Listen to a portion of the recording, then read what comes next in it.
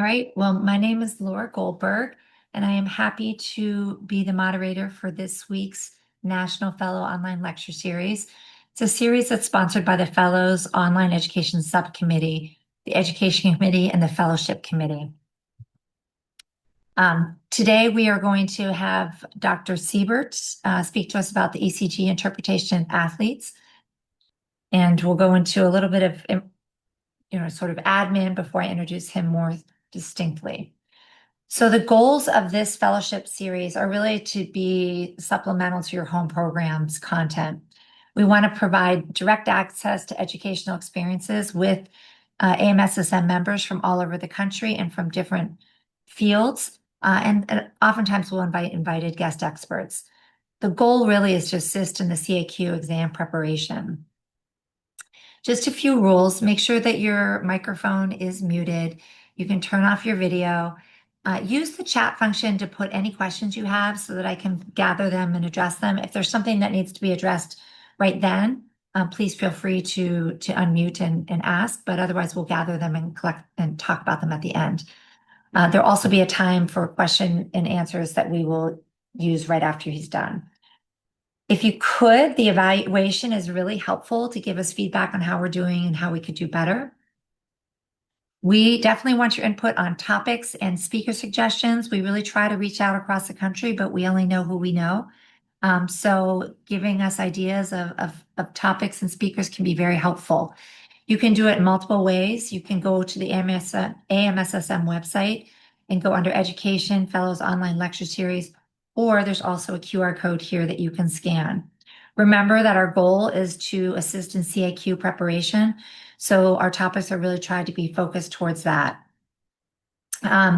Also want to give a shout out to, we have a library of sports ultrasound pathology, and we want to collect any cases you might have. So if you have any case that you've been an attending on or that you're a trainee on, please feel free to submit the cases. We want both common and rare pathology. The more we have, the more people can see, the more knowledge we can share, the more helpful. These will be published onto the AMSSM website, and it can be a way that you can add something to your CV if you are trying to build that. Next week, join us for Sports Medicine Jeopardy. It's going to be Rikang Liu, and he's going to be speaking at the same time next week. So today we are lucky to have Dr. David Siebert. He's the Director of Sports Medicine and Associate Professor at the University of Washington Department of Family Medicine. He's also the Director of the Primary Care Sports Medicine Fellowship and Team Physician for the Seattle Seahawks and UW Huskies. Dr. Siebert received his medical degree from the University of Chicago Pritzker School of Medicine, and he completed his family medicine residency and sports medicine fellowship at the University of Washington. He's a member of AMSSM, the NFL Physicians Society, and Alpha Omega Alpha Honor Medical Society. We are pleased to introduce him today. I'm going to go ahead and stop sharing, and I'll let you share. Awesome. Thanks for the introduction, Laura, and thanks to all of you for coming. It's fun to see quite a few names that I recognize, so really appreciate you turning out. And I understand that this is geared towards the CAQ examination, so we have a lot of information in this lecture to cover, and it's far probably longer than 45 minutes. It could be, I should say. I'll try to highlight really the big points that I think may or may not show up on the CAQ. Just to be totally clear, I don't know what will be on the CAQ. I don't know the questions, but I can try to anticipate and help you get some of the main points here.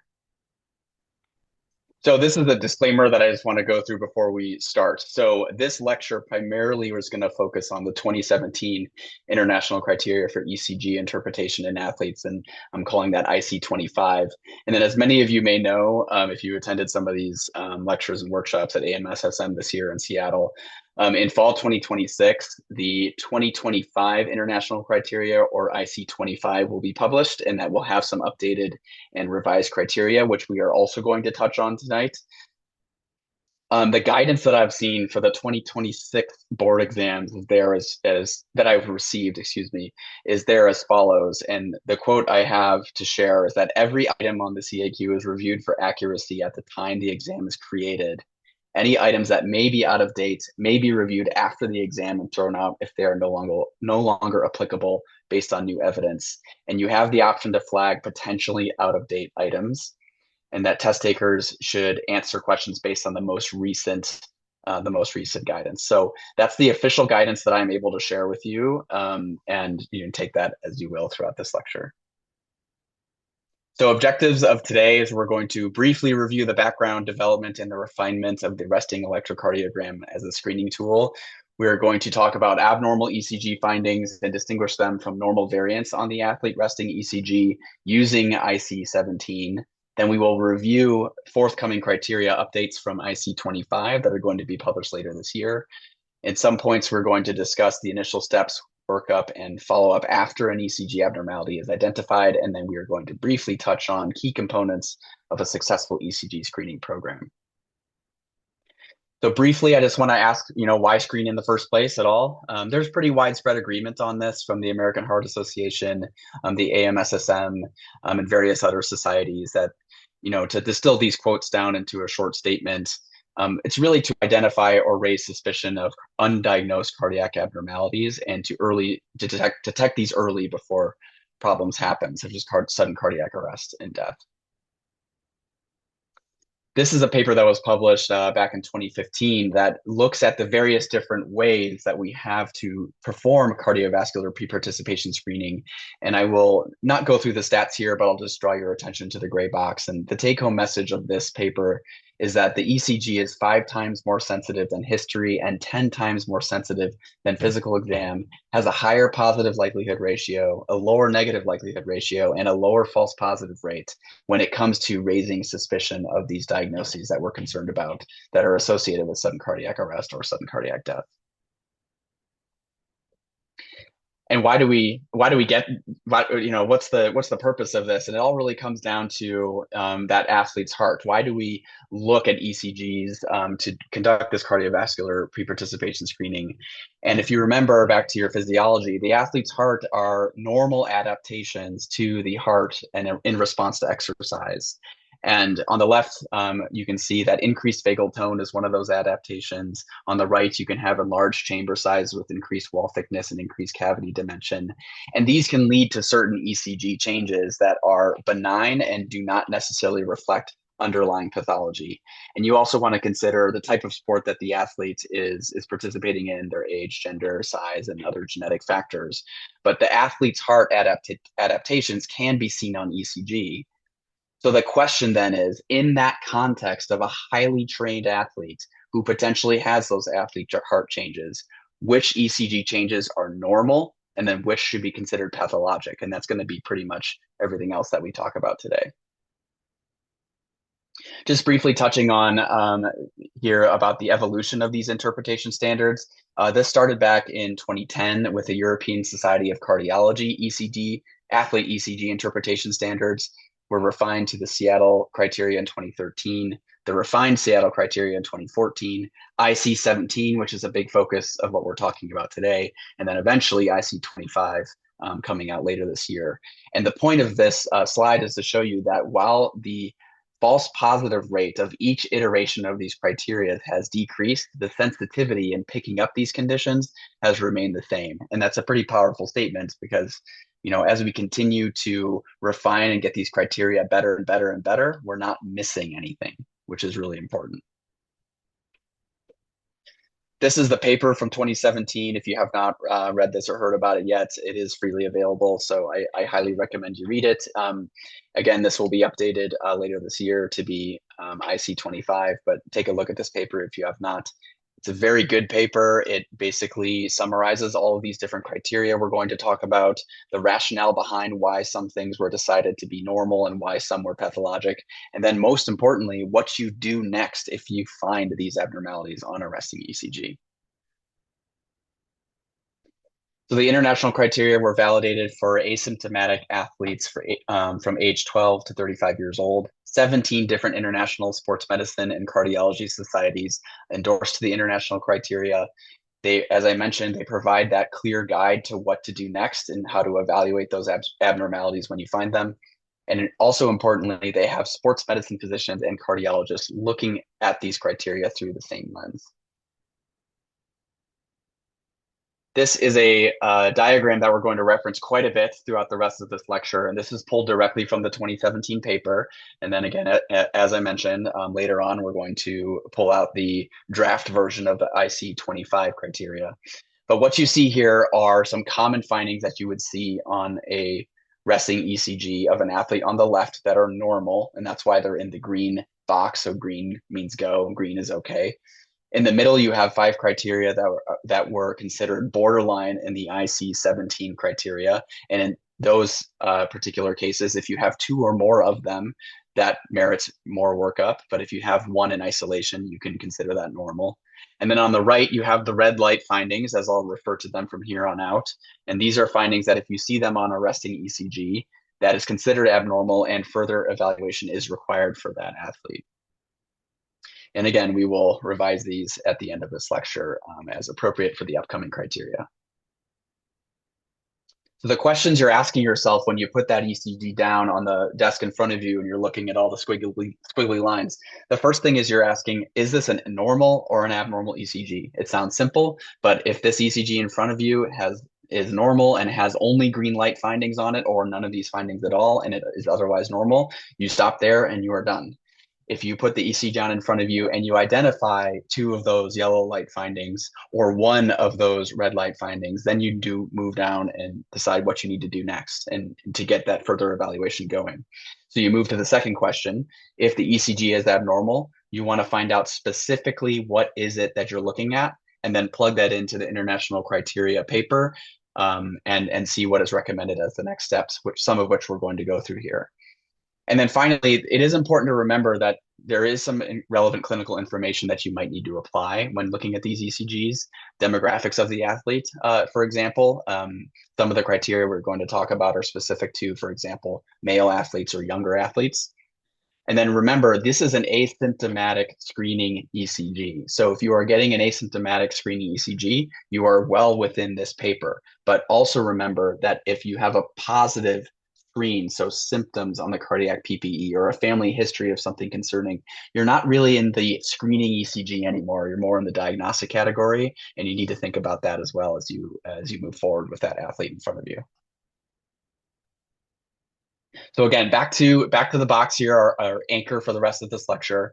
We are going to review some of the high yield green light findings that are normal manifestations of the athlete's heart, and in an asymptomatic resting ECG does not require any other further evaluation. This is the definitions of these normal findings that is pulled directly from the IC17 paper. I won't go through all of these right now, but you will notice as you look through this that it is pretty specific. So there are very specific definitions for these findings that you want to make sure that the finding you're looking at matches. And for example, first degree atrioventricular block has a PR interval of 200 to 400 milliseconds. It's pretty specific. If you get outside of that definition, you need to think differently as it no longer follows in that green light finding definition. So normally when I'm talking about these ECGs, I'll pause and do a straw poll about what people see in a given ECG when I present it in front of you. For time's sake, I'm just going to jump ahead, but I will leave these blank up here for you to look at on your own for 10 seconds or so, just to get a lay of the land in terms of what you're looking at before I kind of point out the high yield findings that we're going to talk about.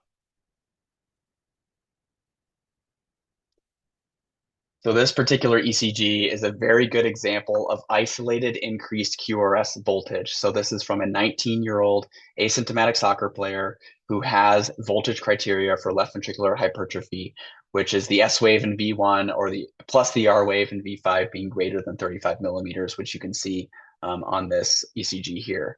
And then notice that this is the only finding. There's no ST depression, there's no T wave inversions, there's no pathologic Q waves, which are all criteria we will talk about.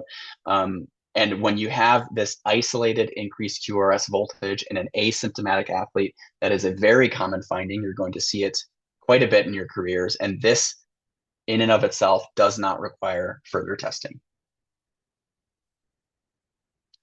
This is an example of another green light finding that I'll give you a second to look at.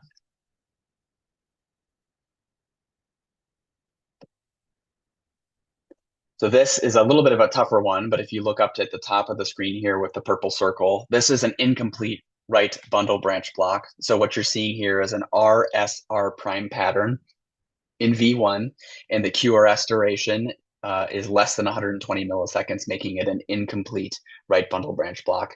This, when found in isolation, is a relatively common finding as well, and does not need further workup for an asymptomatic athlete. Here is another green light finding.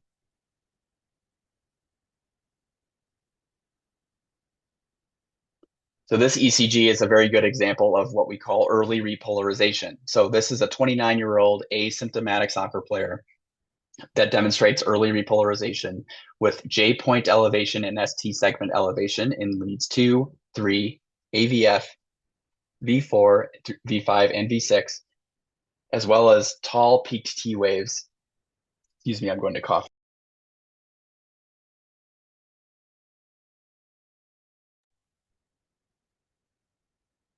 Okay, apologies for that, as well as tall peaked T waves.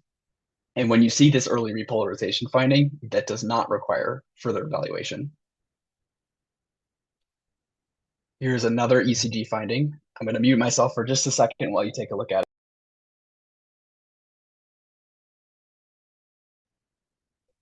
So again, this is another green light finding. This in the IC17 criteria was originally termed the black athlete repolarization variant. And what we're looking at here is a dome-shaped ST segment elevation with J point elevation, followed by T wave inversion in leads V1, V2, V3, and V4.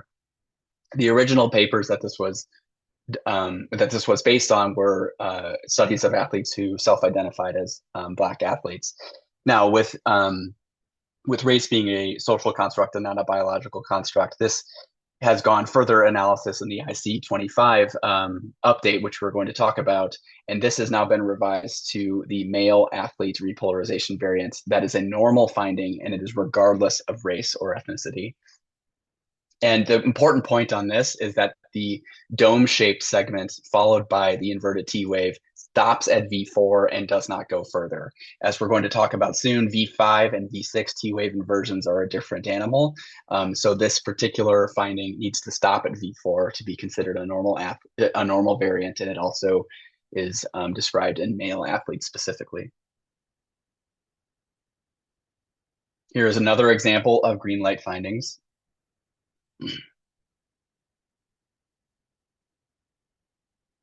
So this ECG is, you need the context here, but this is a 12-year-old asymptomatic female soccer player. And what we're looking at here are T-wave inversions in V1, V2, and V3. And in the context of this being a juvenile athlete, so less than 16 years old, less than 16 years of age, this is a normal finding and does not need further workup.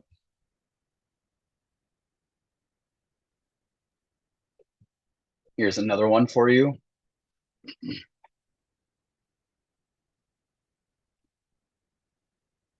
So what we're looking at here is a junctional escape rhythm. And what we're seeing here is in the rhythm strip at the bottom of the screen, you can see that the P wave suddenly disappears. And essentially what's happening is the junctional escape rhythm is taking over and burying the P waves in the QRS complex. And when you see this in an otherwise asymptomatic trained athlete, this is also a normal finding and does not need further workup. Here's another rhythm strip to look at.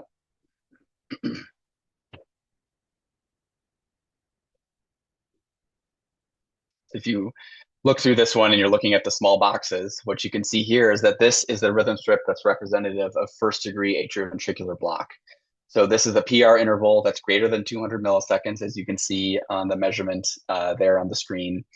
And in this particular case, this is also a green light finding that does not need further workup when found in isolation.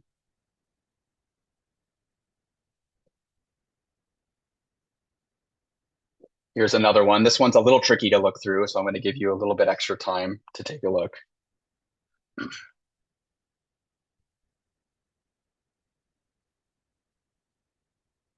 So this rhythm strip is Mobitz type 1 or Wenckebach second degree AV block. And if you look closely, you can see that the PR interval is progressively lengthening with each beat and then dropping once the PR interval gets long enough, as you can see by that P wave in the middle that's not followed by a QRS complex. This is also another manifestation of that increased vagal tone that can happen with athlete's heart, and in this particular case is normal and does not need further testing. I bring up the entire ECG of a Mobitz type 1 second degree AV block just because I always, look at this ECG and it's pretty striking how suddenly abnormal it looks when you initially put it down on the desk in front of you and look over it. But when you really look at it and you find out what that abnormality is, you find out that it's not actually an abnormality in the context of an athlete. It's just a normal variant. Okay, so those are the green light findings. We're going to move on to the yellow light findings. And I've said this a few times already, but remember that some of these findings are going to be changing in IC25, and we will summarize those at the end of this lecture. And just briefly about how I wanted to mention how these yellow light findings were determined in the initial paper.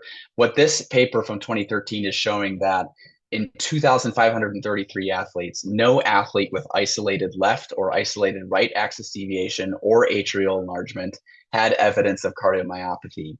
And then in 171 patients that did have a diagnosis of hypertrophic cardiomyopathy, coexisting ECG abnormalities were present 90% of the time with that axis deviation or atrial enlargement. So that's why that yellow light box from IC17 was developed, where one of them is okay, but if you have two or more, you need to look harder.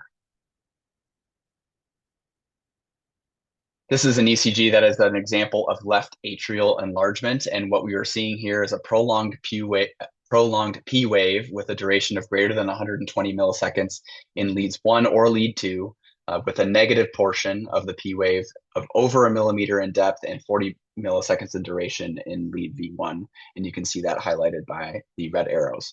Remember that if this is the only finding that you see, it is normal and does not, it is a borderline finding, but it is a isolated borderline finding. So according to IC17, it does not need further workup. But again, if sounding like a broken record here, in IC25, this is going to change, and we will review that shortly. This is an ECG with left axis deviation. There are several different ways to calculate axis when you're looking at an ECG. Looking at leads 1, 2, and AVF is one of the most common ways. And what you see on this ECG is that the QRS is positive in lead 1, but negative in lead 2, and negative in lead AVF, and that is a left axis deviation. However, in isolation, this is, according to IC17, a single isolated finding that does not need further workup. Here's another ECG that I'm going to give you a moment to look through.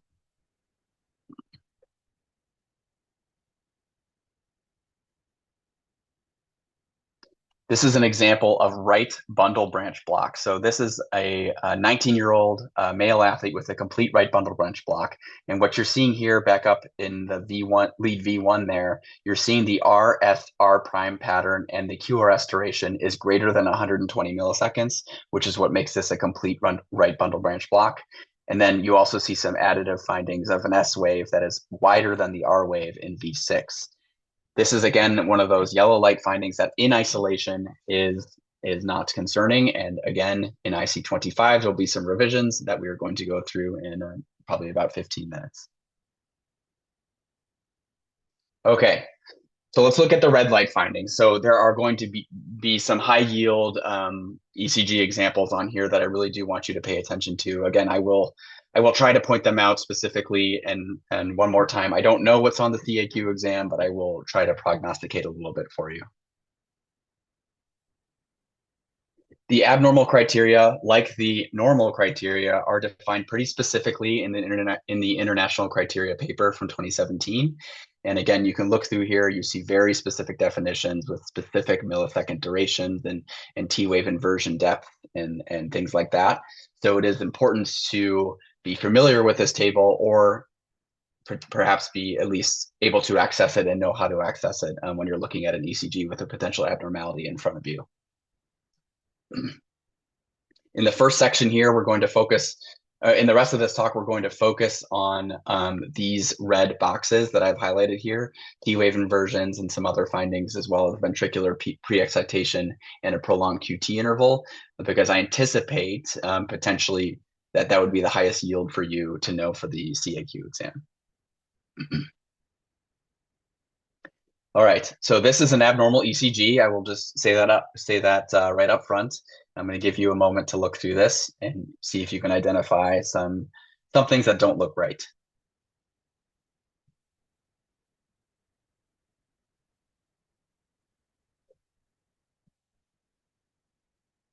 Okay, so there's a few things on here. So this is an ECG that is a pretty high yield one to see, and one that you really don't want to miss if you're doing an ECG pre-participation exam.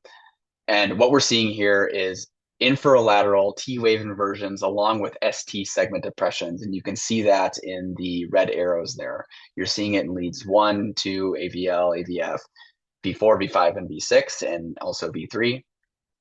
And this is an ECG that is really concerning for hypertrophic cardiomyopathy. So this is really one that you don't want to miss. And there's quite a few abnormalities in here to draw your attention to this ECG. So hopefully you do pick them up when you see them. This is another example of an ECG with inferolateral T-wave inversions, a little bit more subtle, but still you can see them when you look through the different leads. And what we're seeing here are T-wave inversions in lead 1, AVL, V4, V5, and V6 with the red arrows. And then you also see ST segment depression in V4 and V5, along with T-wave inversions in V5 and V6, I should say, as well. And this is another example of an ECG that's highly concerning for hypertrophic cardiomyopathy. So if you get this ECG on your cardiovascular pre-participation exam with an athlete, this should make you pause and consider getting more and get more testing. Not consider, you should get more testing if you get this ECG. What is that testing? So when you see this inferolateral T-wave inversion pattern, you're going to start with an echocardiogram. That's usually the simplest and easiest one to get. When you have an ECG with these deep T-wave inversions, like in V5, along with ST segment depressions, you're going to want to get a cardiac MRI as well. Echocardiogram is decent at evaluating for cardiomyopathy, but a cardiac MRI really should be a routine test to get the full detail and architecture of the heart when you have an ECG like this. A Holter and stress testing can also be helpful to see if an athlete with this ECG is developing arrhythmias during exercise.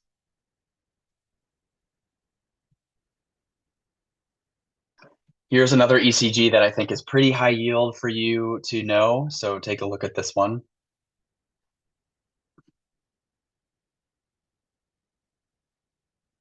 So what we're seeing in this ECG is lateral T-wave inversions.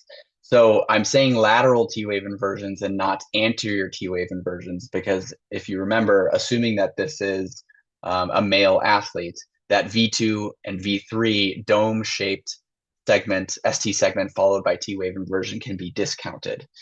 However, you don't really see that dome shape in V4. And remember also that this dome-shaped segment followed by T-wave inversion only extends to V4. When you have T-wave inversions extending to V5 and V6, those are always abnormal. So that's one of the big take-homes that I want you to leave with here, is that V5 and V6 T-wave inversions are always abnormal, and they can't be discounted like they can be sometimes in other leads.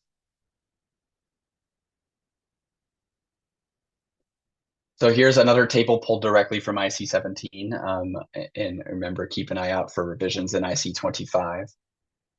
When you have those T-wave inversions that we've been talking about here in the red box up there, you have the next steps that you would be recommended for the workup of those T-wave inversions. And you'll note in the middle column there, it says echocardiogram, cardiac MRI, exercise, ECG testing, and potentially a 24-hour ECG monitor. So it's just another example of this paper, not only telling you what the abnormality is, but what you do next as a sports medicine physician and a cardiologist consulting team. So you do, again, just to hammer the point home here, when you have those lateral or inferolateral T wave inversions, you really want to do a comprehensive evaluation to rule out cardiomyopathy. As I've mentioned a couple times, echocardiogram, cardiac MRI should be a routine diagnostic test, and that 24-hour ECG monitor and stress testing if you aren't sure about the diagnosis. I would also say, just to say up front here, that this should be done with consultation from cardiology and ideally sports cardiology if you have it available at your institution.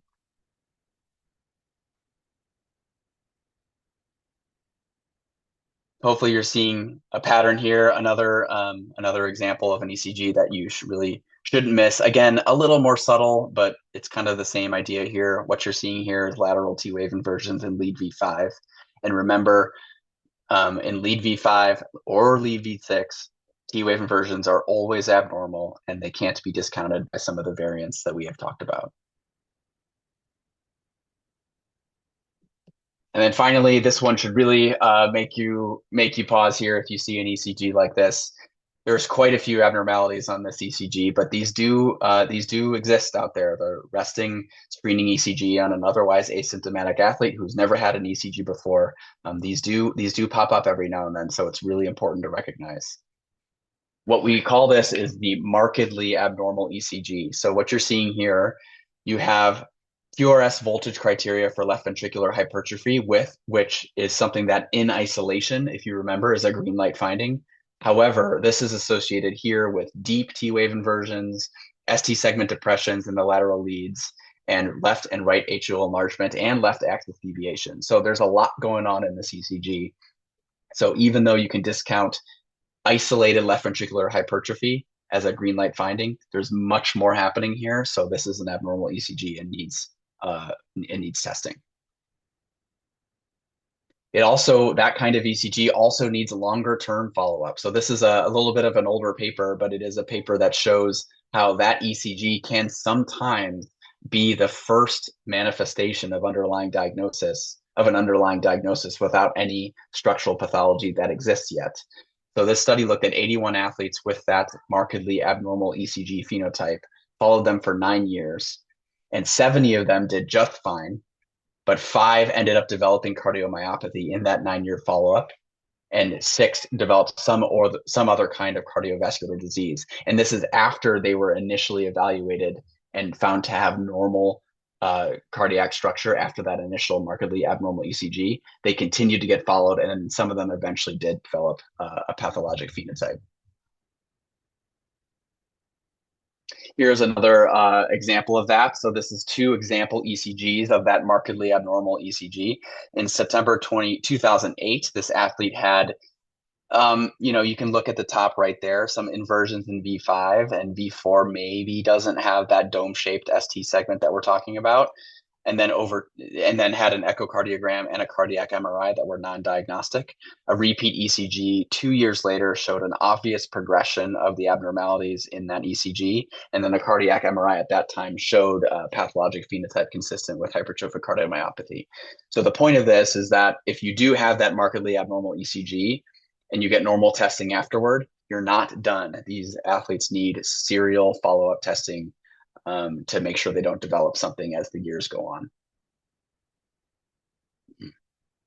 Here are actual MRI images from that case that we just talked about. And what you can see here is that septum, interventricular septum in September 2008 was 12.8 millimeters. And by September 2010, it had thickened all the way to 19.7.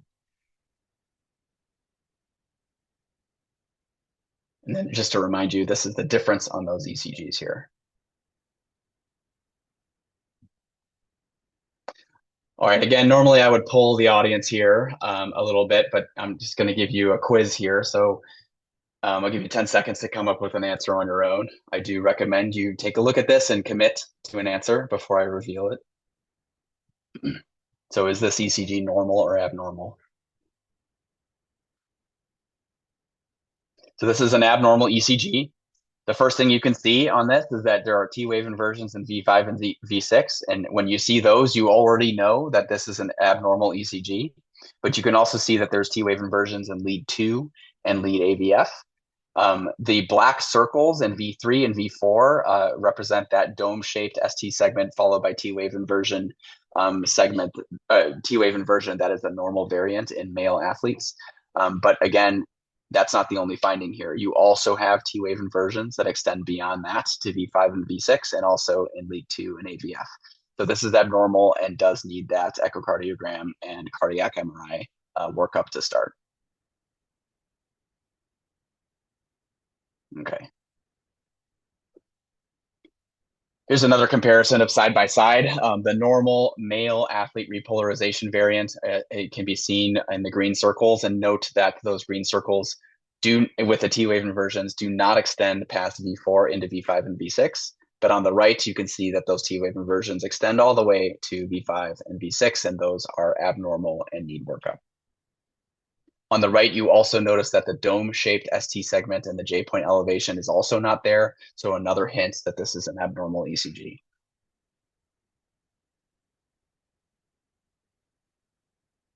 Okay, here's another one if your eyes aren't dizzy yet.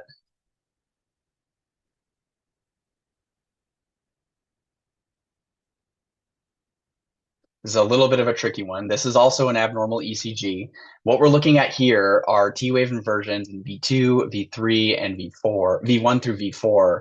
And in this particular case, you don't have that J-point elevation and you don't have that dome-shaped ST segment. You just have an isoelectric ST segment. So these anterior T-wave inversions, V1, 2, 3, and 4, are not preceded by those findings that would make it a normal male athlete variant. So this would need further workup.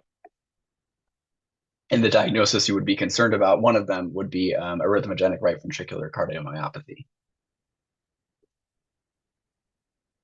Here's another example of anterior T-wave inversions in V2 and V3 that do not follow that J-point elevation and convex dome-shaped segment. You just have an isoelectric ST segment as opposed to the dome-shaped ST segment. So again, this would be concerning potentially for arrhythmogenic right ventricular cardiomyopathy. I'm going to speed up a little bit so we have time for questions here. Here's another example of inferior T-wave inversions, but in this particular case, this is a normal ECG. And I bring this ECG into this lecture because for 2 points. First, when you do have T-wave inversions, they need to be present in 2 contiguous leads to be considered abnormal, except for V5 and V6 when you only need 1. But then also you are able to discount lead 3 in this particular case because T-wave inversions are so common in lead 3 that we don't include them when making this determination. So in this particular case, you really only have T-wave inversions in AVF, and you don't have them in lead 3. So you do not have 2 contiguous leads. So this is a normal ECG. And then more to come, of course, with IC25 and how inferior T-wave inversions are going to be interpreted in the next iteration of the criteria.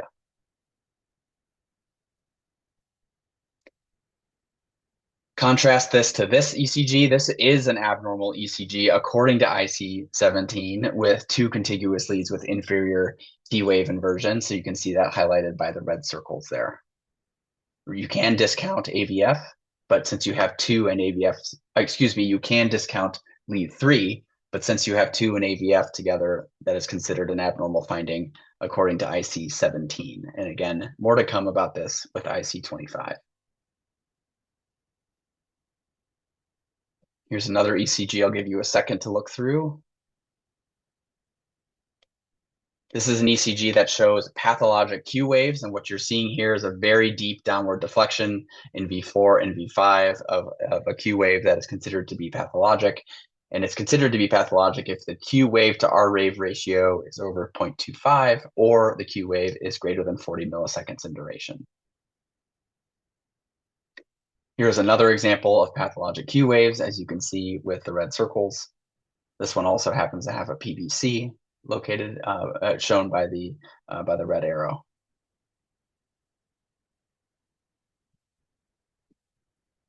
Here's what you do if you do have pathologic Q waves. This is again pulled from IC17, and you can look at the next recommended steps if you do find those on that resting ECG. You look at an echocardiogram, you look for coronary artery disease risk factors, and some other actions that you would take, as the paper says right there.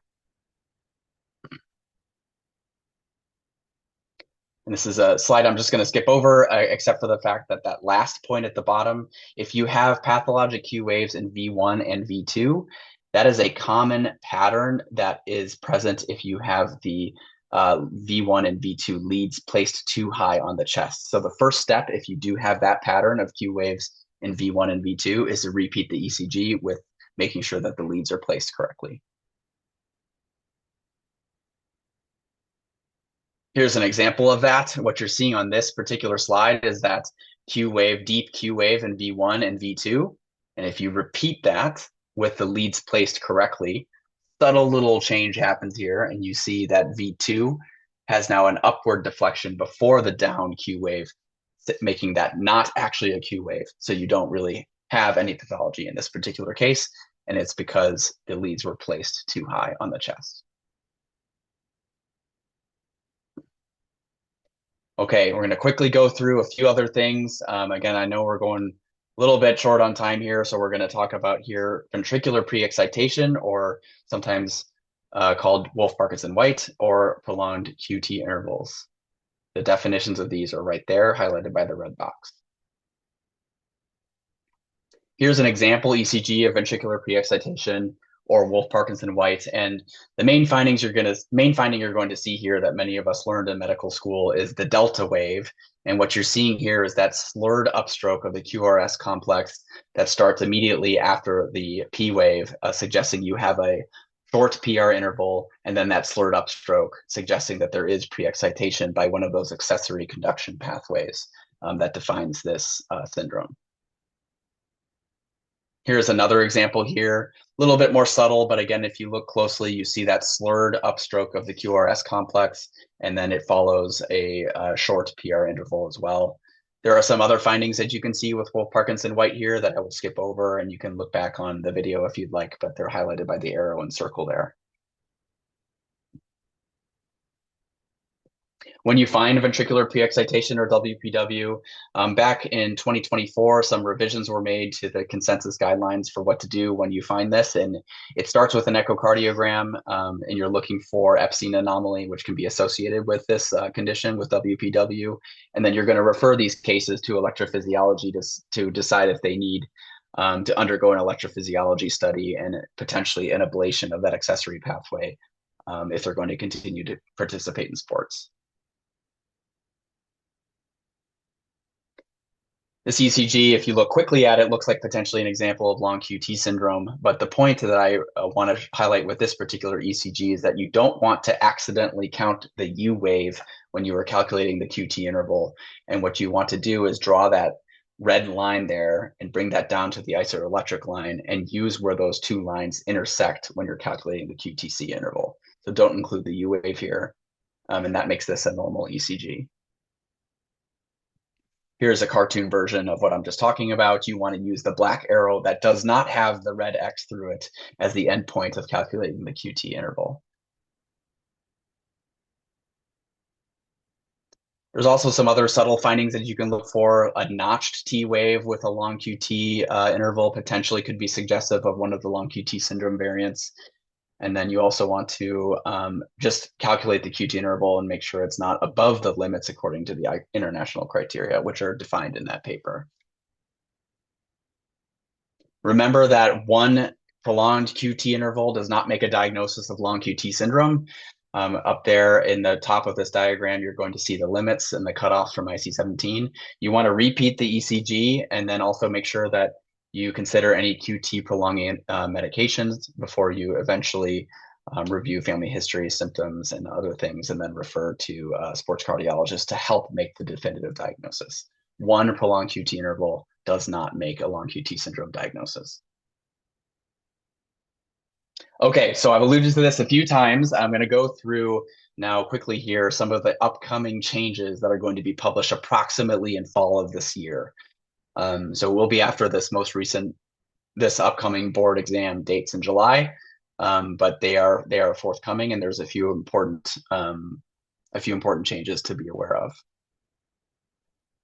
So I've broken them down into 7 main points that we should know as sports medicine clinicians. The first, as I've mentioned, is that the Black athlete repolarization variant from IC17 has now been termed the male athlete repolarization variant in IC25, and this is a normal finding regardless of race or ethnicity.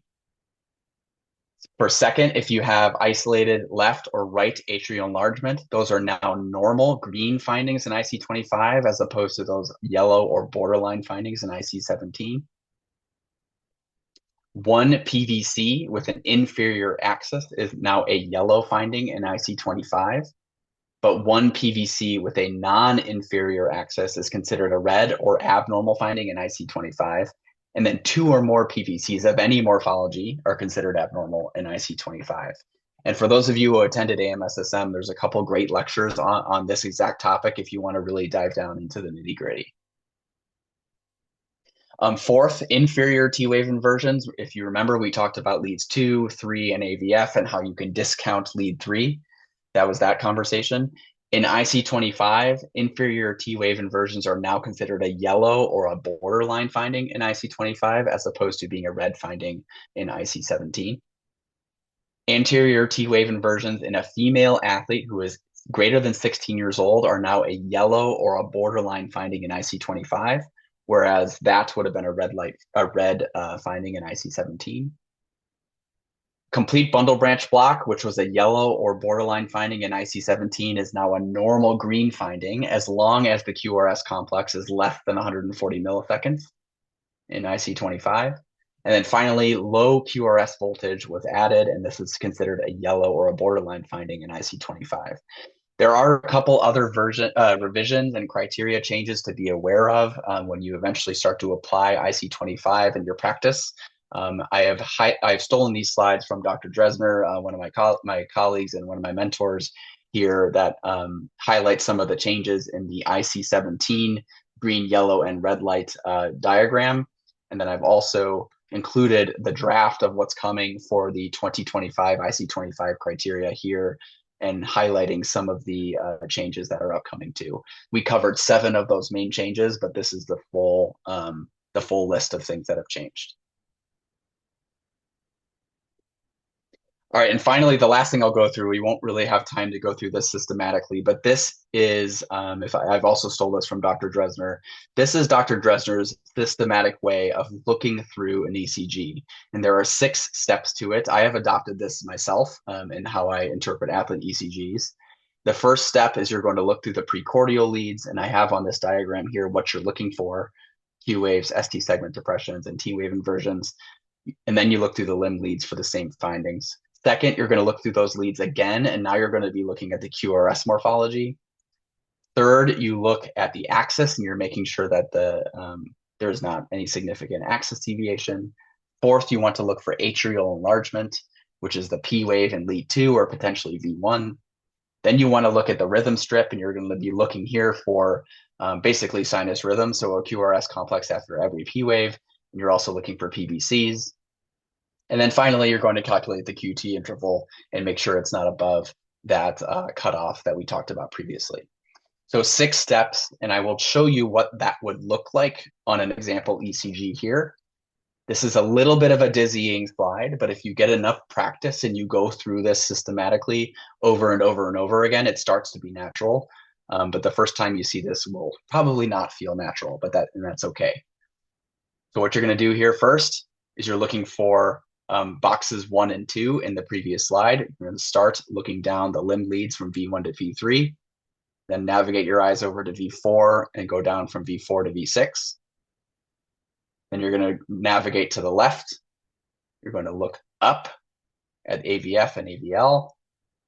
Then you're going to navigate again to the left and look up lead 2 and lead 1. And this is your first pass. And remember, you're looking for all of those criteria that we just talked about in the first 2 steps here.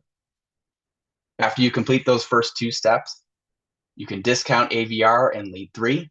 Those are not leads that are generally going to be incorporated into determining if an ECG is normal or abnormal. Your third step is you're going to be looking at axis at the QRS complex in lead 1 and lead 2. Your fourth step is you're going to be looking at the P wave in lead 2 to look for enlargement. Your fifth step is you're looking at the rhythm strip. You're looking for sinus rhythm with a QRS complex that's following every P wave, and you're looking for PVCs. And then finally, you're looking at the QT interval and making sure that it's not a prolonged QT interval. And you can use the QTC calculation that's often provided by most ECG machines to assist you in making this process. And you're also going to make sure that you're not including the U wave in that case. All right, just a few wrap-up slides here. A very common question that you get is that if you do have an abnormal ECG, are you going to restrict that athlete while you're getting all those other tests? And really, as Dr. Harmon mentioned at AMSSM this year, it kind of depends. It depends on what you see and the whole context of the case in front of you. There is some guidance out there that's been, there's some published guidance out there and some expert recommendations. There was a paper published by Bhatia and colleagues in 2025 that can help you think through this. And it is possible to give conditional clearance for sports participation on a case-by-case basis as you are undergoing that further evaluation of the athlete. Here's a diagram pulled directly from that paper that I just mentioned. On the left, you have some abnormalities that are probably fine for the athlete to continue to participate while you are getting that evaluation.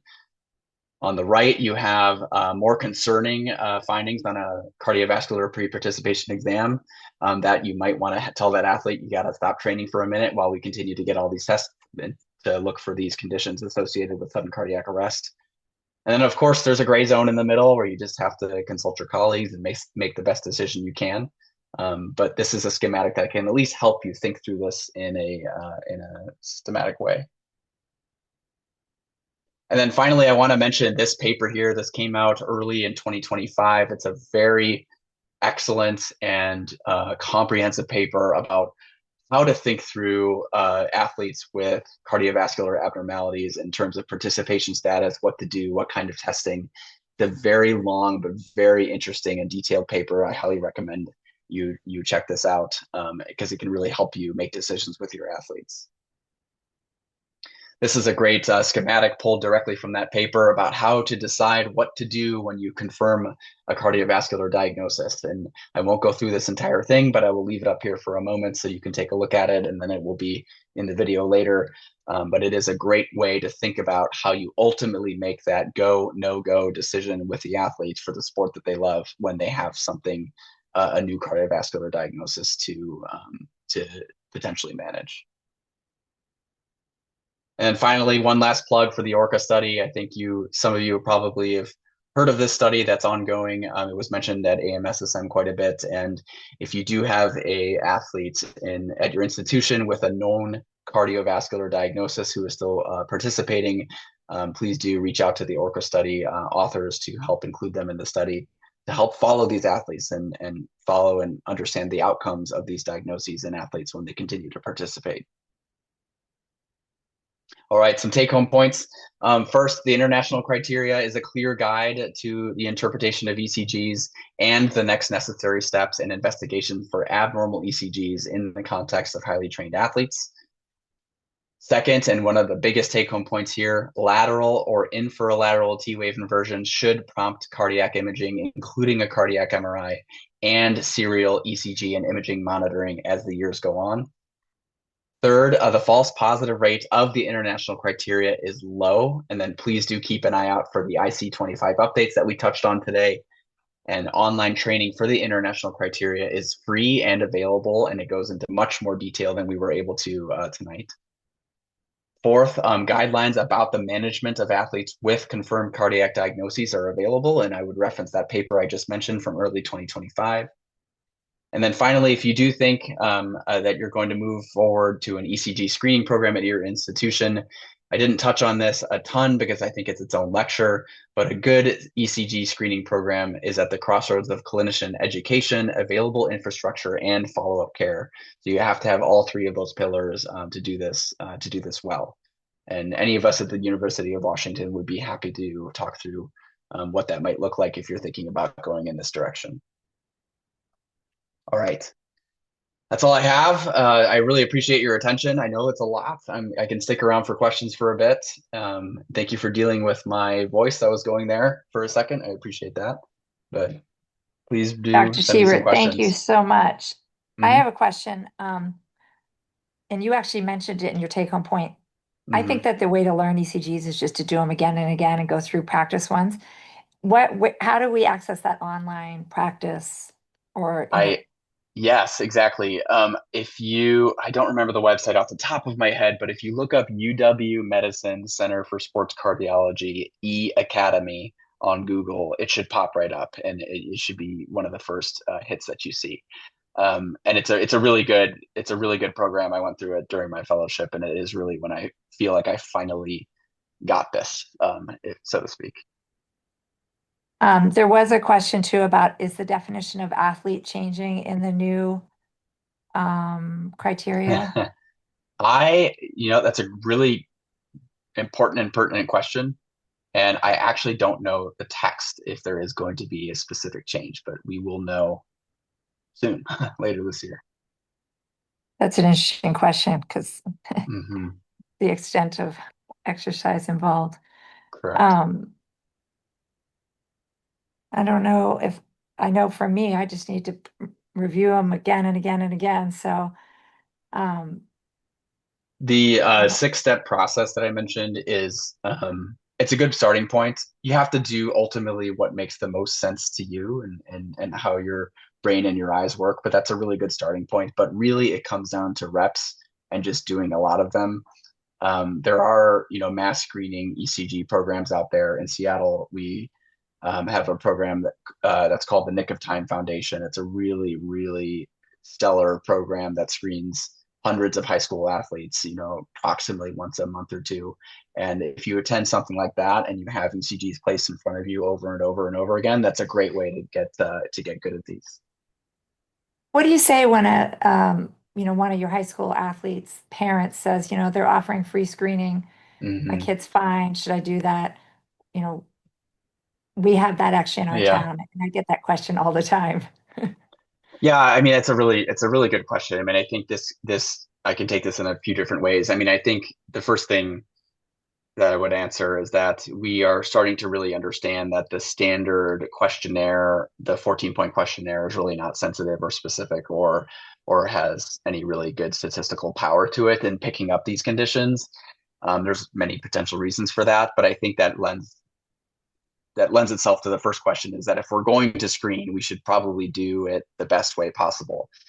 Now, that being said, the ECG to do an ECG screening program, you really want to have people that know what they're looking at because you could imagine how many isolated left ventricular hypertrophy ECGs will come out of a screening program and lead to potentially unnecessary testing if you don't have people that are familiar with or clinicians that are familiar with the updated criteria. So I think to really try to answer your question, I think personally, if you have a program that is set up with good follow-up care, people that know the criteria well, I would recommend an ECG screening over the standard 14-point questionnaire. But at the same time, if you don't have access to that clinician infrastructure, follow-up, and education, you do, it can lead us in a different direction. So you really want to make sure that you have the right program set up. Excellent. That And was I'll also add one other thing going on a tangent here. I'll also add that, our society, AMSSM, is obviously getting a lot bigger and quite big now, but also we are pretty collegial and interconnected. And usually I think, any one of us would be happy to help think through a case if you get stuck. right. That's great to know. And it's nice to know that you guys have such a strong program, a screening program, because I think that that is something that a lot of places are sort of thinking about doing, but maybe, Hmm. at the early stages. So, Totally. well, thank you so much for giving your time. And that was an Hmm. excellent review. And My pleasure. Please we'll reach out anytime, anyone on this call. I'm always happy to talk about this stuff. It's a lot of fun. And as my fellow Nicole, who I think jumped off already, knows, I like talking about this stuff a lot. So reach out anytime. I'm happy to talk further. get excellent. So Dr. David Siebert, you can find Hmm. his email and all on the AMSSM website. Hmm. Yeah, right on. Thanks, everybody. Have a great evening, and thanks for having me. I appreciate your attention.